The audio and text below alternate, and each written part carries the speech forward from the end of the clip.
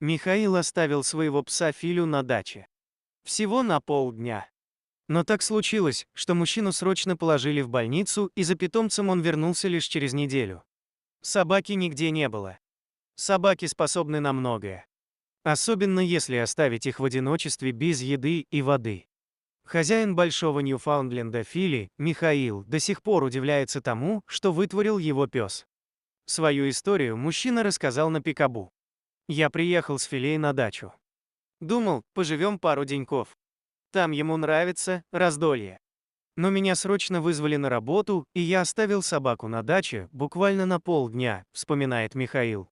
Но вернуться за псом у него не получилось. На обратном пути на дачу мужчина попал в аварию, получил сильное сотрясение мозга. Без сознания его привезли в больницу. Очнулся. Голова забинтована. Не пойму, где я, почему. А потом понемногу начал вспоминать. И вспомнил про Фильку. Беда просто. Я ему ни еды, ни попить не оставил, рассказывает хозяин. И попросить-то проведать собаку было некого. Мужчина давно жил один, а дальние родственники не согласились бы поехать присмотреть за псом. Собака неделю пролежала без еды и воды, брошенная хозяином. Когда он раскаялся и вернулся, обнаружил только остатки поводка, еле дождался выписки. Написал расписку, что ухожу и все риски на себя беру. Филю надо было спасать. Примчался на дачу. Тишина. Зову, никто не откликается. Яблоки, смотрю, погрыз. Есть, наверное, сильно хотел. Он ведь их терпеть не может, вспоминает мужчина.